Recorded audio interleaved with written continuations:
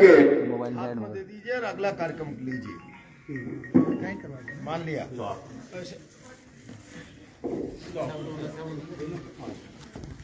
एक बार जोरदार तालियों के साथ मैं आदरणीय से थोड़ी माफी चाहूंगा कि भाई साहब के अंकल जी साथ होने की वजह से थोड़े से यहां लोग कम पहुंच पाए हैं, क्योंकि दुख के ऊपर दुख की घड़ी जिस तरह से भाई साहब के परिवार और इस 12 जिले के परिवार के ऊपर पड़ी है, मैं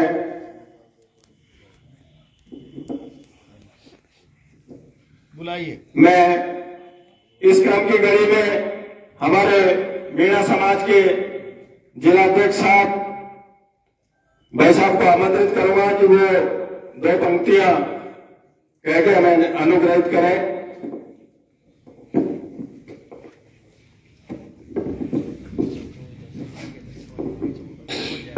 हमारे बीच पधारे भाई साहब आदित्य गुंजल साहब, हमारे प्रधान साहब हामिद जी मीणा और हमारे भाई मित्र धर्मराज जी मेहरा और सभी जगह से पधारे हुए मेरे समाज बंधु एवं सर्व समाज के आदरणीय नागरिकों, हमें सब पता है कि बहुत दिनों से हमारे भाई नरेश जी मीणा जेल के अंदर बंद है और जो सरकार है, ये सरकार हर दरिद्र की सरकार है, ये युवाओं के विरोधी सरकार है। इसने जो समरावता गांव के अंदर जो आंदोलन मचाया था वो सबके सामने है और उसी संदर्भ में अभी छोट बड़ा जो बैठक हुई थी वो भी इसी संदर्भ में हुई थी कि हमारे नरेश जी मीणा को रिहा किया जाए और समरावता गांव के निवासियों को न्याय मिले। लेकिन फिर भी इस सरकार के ऊपर असर नहीं पड़ पा रहा है। तो आज 29 तारीख को नगर बोर्ड की जो बैठक होगी, हमारी पंचायत होगी, उसमें मैं सभी समाज बंधुओं से निवेदन करता हूं कि अधिक से अधिक संख्या में 29 तारीख को नगर बोर्ड पहुंचने की तैयारी करें और अपने तन मन और धन से साथ देकर नरेश जी की रिहाई के लिए हम सब एक साथ प्रयास करें, क्योंकि अगर आज नरेश जी मीणा के साथ है तो कल हमारे साथ होगा और ये सरकार हर दरिद्र की सरकार है। मैं सभी हमारे समाज के सभी जितने भी युवा बंधु और जितने भी गणमान्य नागरिक हैं, मैं सबसे निवेदन करता हूं कि अधिक से अधिक संख्या में 29 तारीख को नगर बोर्ड पहुंचने की तैयारी करें और हमारे समाज की जो आदिवासी जिला विकास समिति बनी हुई है उसकी तरफ से भी जो भी हमारे से जो बनेगा, हम सभी मिलकर प्रयास करेंगे कि हम सब अधिक से अधिक संख्या में नगर बोर्ड पहुंचे। जय हिंद।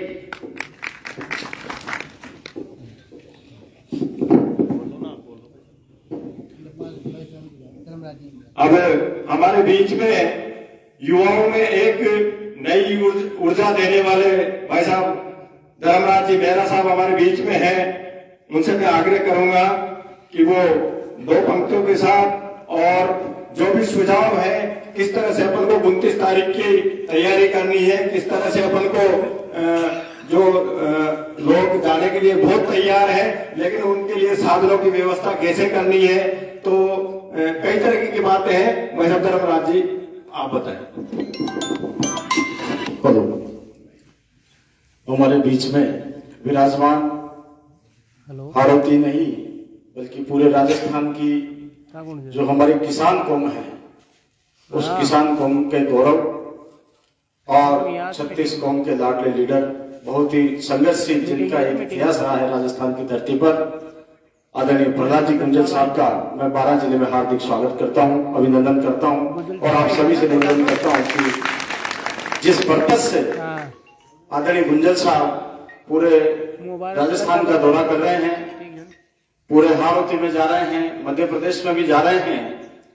साथियों, प्रकरण तो आप सभी लोगों को पता है, उस पर चर्चा करके मैं समय नहीं लूंगा, लेकिन जिस तरह से पिछले कुछ सालों से राजस्थान का माहौल बना है, पिछले कुछ सालों से विशेषकर अपने हाड़ौती संभाग का जो माहौल बना है, 2 मिनट उस पर मैं चर्चा करना चाहूंगा। आदरणीय गुंजल साहब यहाँ बैठे हैं कि राजनीति में कुछ व्यापारी तबके के लोगों ने पैसे के दम पर, सरकार के दम पर, पुलिस और प्रशासन के दम पर और एक दूसरे से मिलकर, चाहे वो कांग्रेस के हो या बीजेपी के हो, किस तरह से इस हाड़ौती की राजनीति को अपने कब्जे में लिया है, ये आप और हम सब लोग जानते हैं।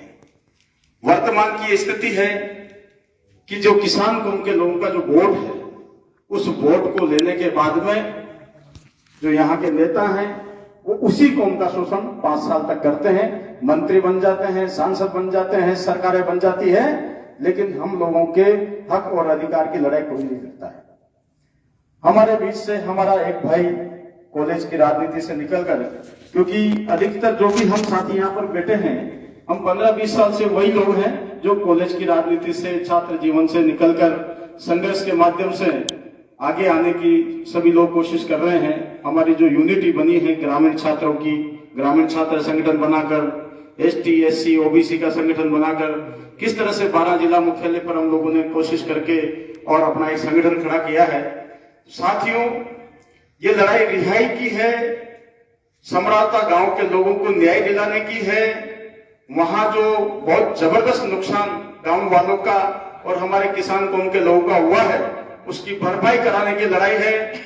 साथ में इस बात की भी लड़ाई है कि आने वाले समय में किसान कौम की लीडरशिप किसान का बेटा करेगा, ये इस बात की भी लड़ाई है। और उसके लिए आप सभी लोग तैयार रहें। देखो, क्रांति एक बार में नहीं आती है। 1857 में देश की आजादी की लड़ाई शुरू हुई, प्रथम स्वतंत्रता संग्राम, और 1947 में देश आजाद हुआ। तो 90 साल तक क्या किया?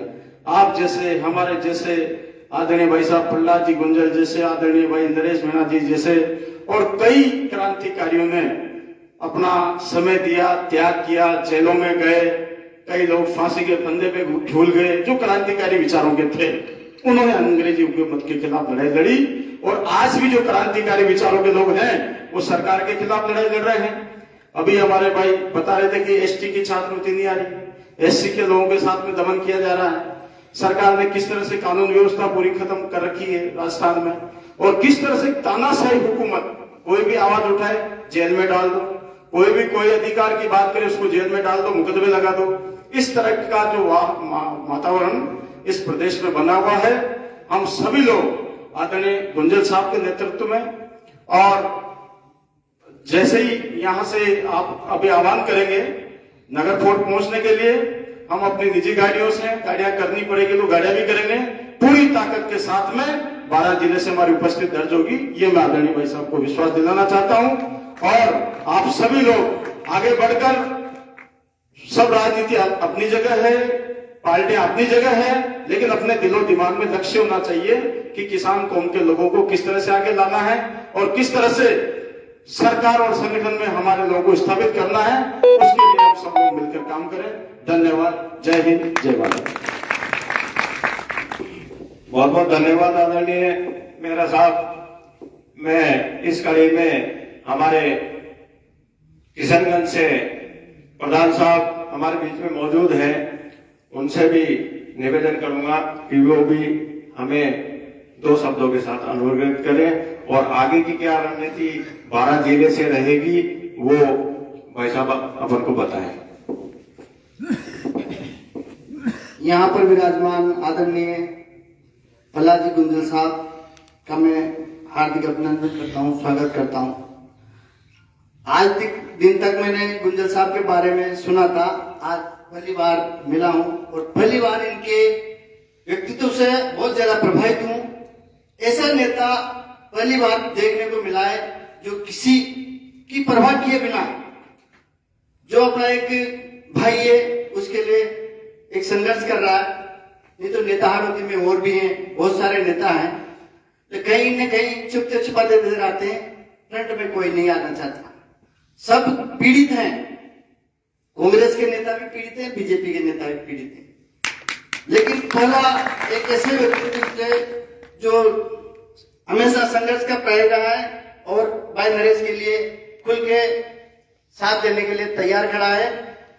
मैं भाई साहब को विश्वास दिलाना चाहूंगा कि 12 से आप सब लोगों की दम पे अच्छी से अच्छी संख्या में 29 तारीख को अपन को अधिक से अधिक संख्या में बताना है। आगे की रणनीति भाई साहब हमें अवगत कराएंगे कि कैसे क्या कैसे जो भी चीजें बताएंगे। इसी के साथ मैं सभी से हाथ जोड़ के यही निवेदन करना चाहूंगा कि 29 तारीख को अधिक से 12 की संख्या में 12 से लोग वहां पहुंचने चाहिए। जय हिंद, जय भारत।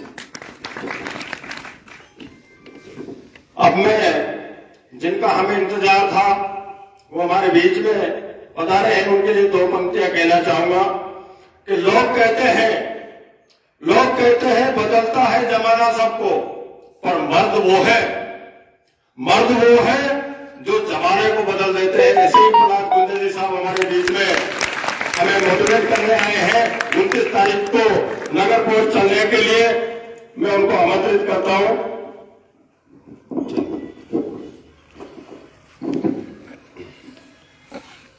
मंचस्थ अध्यक्ष जी, मीणा समाज के पृथ्वीराज जी, प्रधान जी, एसीसी के सचिव मेहरा जी, महानुभाव, नौजवान मित्रों,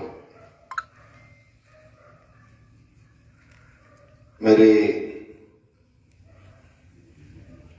समझ में नहीं आ रहा कि मैं आप लोगों से क्या बात करूं। आपके गांव का बेटा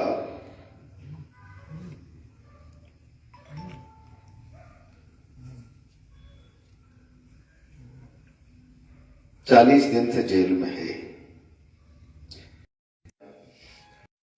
अभी झालावाड़ इकलेरा से होकर आ रहा हूं।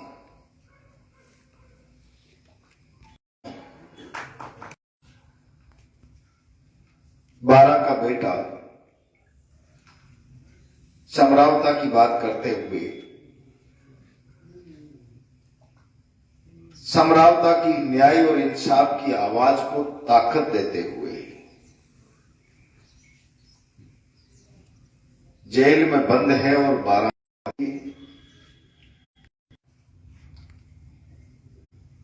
और इसीलिए मैं आपसे कह रहा हूं कि न्याय के सामने चुप रहोगे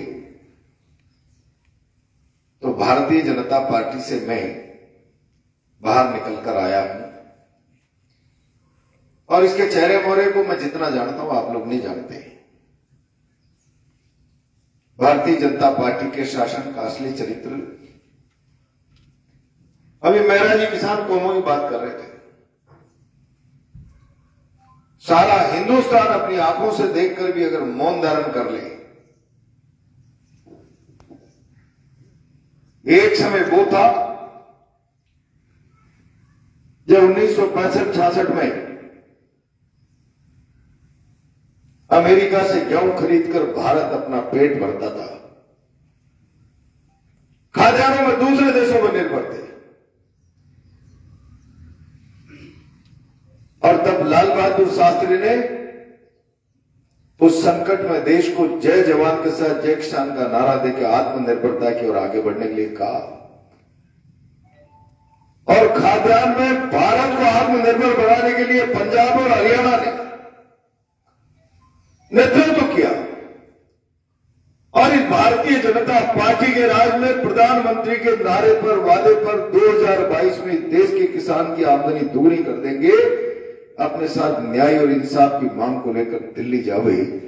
1 साल तक इस भारत की सरकार के पास किसान की बुनियादी मांग पर उनसे चर्चा करने का समय नहीं हो, समय नहीं। काले किसान कानूनों के खिलाफ, और बात यही समाप्त नहीं होती, मुझे न्याय चाहिए, मुझे न्याय चाहिए, इस भावना को लेकर सड़क पर बैठे बैठे 1000 लोग देवलोक चले गए। 1000 लोग अपने साथ न्याय और इंसाफ की मांग करने वाले लोग 1000 अपने प्राणों की आहुति उस किसान आंदोलन में दे दे, प्रधानमंत्री और भारतीय जनता पार्टी की सरकारों के कान में जो नहीं रहेंगे।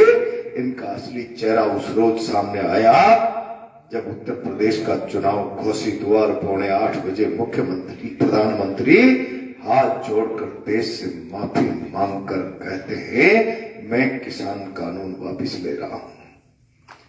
यानी परवाह किसान की नहीं, परवाह किसान के आत्मसम्मान की नहीं, परवाह किसान के हक अधिकार की नहीं, परवाह किसान के जान की नहीं, परवाह केवल वोटों की, परवाह केवल वोटों की।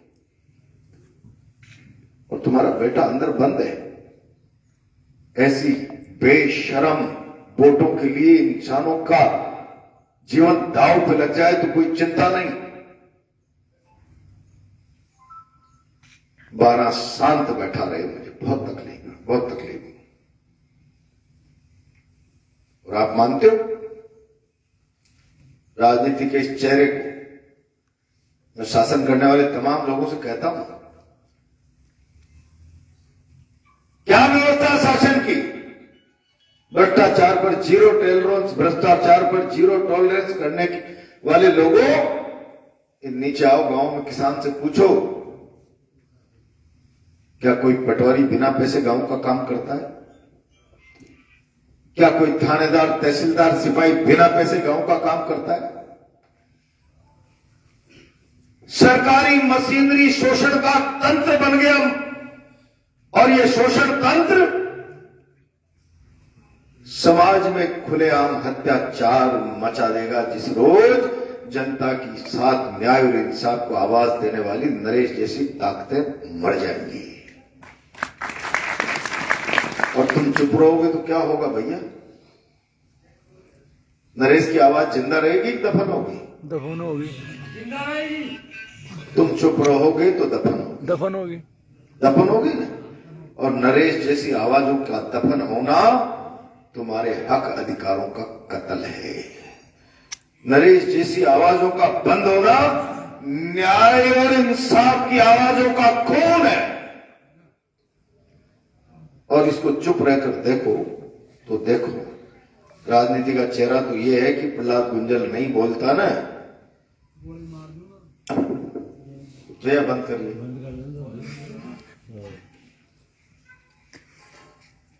अच्छा हुआ गया जेल। कुछ लोग तो ये कहने वाले भी है ना, लेकिन नरेश जेल नहीं गया। क्यों गया जेल? नरेश ने थप्पड़ मार दिया, ये तो सारा हिंदुस्तान और मीडिया कह रहा है। समरावता चिल्ला रहा है पिछले कई सालों से, महीनों से, 15 किलोमीटर के एसडीएम हेडक्वार्टर से 85 मत डालो, 85 मत डालो। सरकारों के कानों में शीशा डला हुआ है तो वोट डालकर प्रजातांत्रिक वोट का बहिष्कार करके प्रजातांत्रिक तरीके से हक अधिकार की बात करने वाले समरावता के साथ जाकर उनकी आवाज को ताकत देने के लिए 12 का बेटा खड़ा हो गया तो क्या पाप कर दिया, गुनाह कर दिया? और समरावता के लोगों को दादागिरी करके समरावता में झापट देने वाला, थप्पड़ देने वाला नरेश तो जेल है, लेकिन आदर्श आचार संहिता के भीतर जबरदस्ती सरकारी कर्मचारियों से वायलेशन ऑफ लॉ, कानून का उल्लंघन कर, आचार संहिता का उल्लंघन कर जबरदस्ती वोट डालने वाले एसडीएम के खिलाफ क्या कार्रवाई हुई? हमारी मांग है सरकार से, तुम शासन में हो तो रावण नहीं हो। जनता ने चुना है और जनता की अनदेखी करने वाली अच्छी अच्छी सरकारों को मैंने सड़कों पर धूल चाटते हुए देखा है। और इसीलिए मैं आज कहने आया हूं केवल इतना सा नहीं। क्या हुआ समरावता में? क्या हुआ? बच्चे पढ़ते होंगे किताबों में जलियांवाला कांड। जलियांवाला कांड में लोग मीटिंग कर रहे थे, चारों दरवाजों पर आकर पुलिस ने अंधाधुंध गोलियां चला दी। यही पढ़ा? पढ़ते होंगे बच्चे।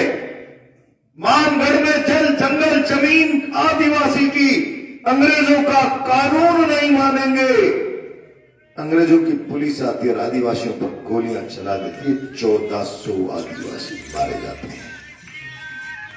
लेकिन लोकतंत्र में ये सब दृश्य न तो पढ़ा होगा न देखा होगा कि अपने हक अधिकार की मांग के लिए धरने पर बैठा हुआ व्यक्ति, माताएं बहनें, भजन संध्या चल रही है, आनंद ले रहे हैं, भोजन कर रहे हैं, और फिरंगी राज की, अंग्रेजों के राज की तरह भजन लाल की पुलिस आती है, आंसू गैस चलाती है, गोलियां चलाती है, पकड़ कर लोगों के हाथ पैर तोड़ती है, भाग कर लोग छतों से घास में फूस में अपनी जान बचाते हैं, तो घरों में तोड़ फोड़, घास फूस में आग, बकरियां जिंदा जल गई। सर्दी में लोगों ने तालाब में कूद कर अपनी जान बचाई और पुलिस ने लोगों की प्रॉपर्टियों में आग लगा दी। ग्यारसी लाल, मांगी लाल लड़ गए, एक दूसरे के घरों में आग लगा दी। ये तो सुना है, लेकिन ये नहीं सुना कि पुलिस आई और लोगों की प्रॉपर्टी जला दी। समरावता की घटना अंग्रेजों की याद दिला रही है, अंग्रेजों की। क्या इन अंग्रेजों की अक्ल ठिकाने लानी चाहिए? नहीं चाहिए, लानी चाहिए। तो फिर मैं 12 के लोगों में ये मुर्दापन क्यों देख रहा हूं? राजनीतिक दबाव दो काका जी, दूर करो इस मुर्दापन को। जिंदा हो तो जिंदा होने का सबूत दो और आओ 29 तारीख को इस सरकार के कानों में अगर शीशा भी भरा है तो पर्दे फाड़ दो, न्याय दो समरावता को, बेगुनाहों को छोड़ो, प्रशासन के खिलाफ कार्रवाई करो, नहीं तो नगर फोर्ट 29 तारीख अगला कदम जयपुर की राजधानी की तरफ उठाने का तय करेगी। जिंदाबाद, जिंदाबाद, जिंदाबाद। अब सोच लेना तुम लोग, मैं 12 में निराश होकर जा रहा हूं। ध्यान में आ गई बात? कोरे इनकलाब के नारों से काम नहीं चलता। इनकलाब के नारे में कुर्बानी होती है, कुर्बानी। और इनकलाब को कुर्बानी कैसे कहा गया? भगत सिंह को फांसी हो गई, इनकलाब में कुर्बानी का भाव, शहादत का भाव, पूरा देश खड़ा हो गया। भगत सिंह को फांसी हुई तो गौरों को भगा दिया। लोगों ने कहा जेल तोड़कर आपको निकाल देते हैं। भगत सिंह ने कहा देश कह रहा है भगत सिंह को फांसी हुई तो गोरों को हिंदुस्तान में नहीं रहने देंगे। मकसद के नजदीक आ गए। हो सकता है इस सैलाब को बाहर जाकर तूफान में बदलने के बजाय ठंडा हो जाए, और इसलिए ये सैलाब तूफान में बदले। इसके लिए आज मेरा रास्ता जेल तोड़कर भागने के बजाय शहादत है, शहादत। कुर्बानी के भाव ये है। इनकलाब इनमें छिपा है, इनकलाब में ये भाव छिपे हैं, और इसलिए जवानों कोरे इनकलाब के नारे लगाकर इनकलाब के भाव का मान मत करो। मैं न लड़ने बुला रहा हूं, न लाठी, न बंदूक, न गोला, न तमंचा। लोकतंत्र में सरकारें जनता से डरती है। 29 तारीख को सिर गिनाने के लिए बुला रहा हूं। अब सोच लेना 2-3 दिन में क्या करोगे, कैसे करोगे। समरावता का 15 बीघा का, उसका नगर फोर्ट का 15 बीघा का मैदान भरा रहना चाहिए। आगे बस छोटा बनना चाहिए। करोगे चिंता? करेंगे। और तुमने मुझे भी निराश कर दिया ना, तो बात खत्म हो जाएगी। नहीं। हर गांव से एक बस, हर गांव से बसें। तो आइए 29 तारीख को मिलेंगे। धन्यवाद।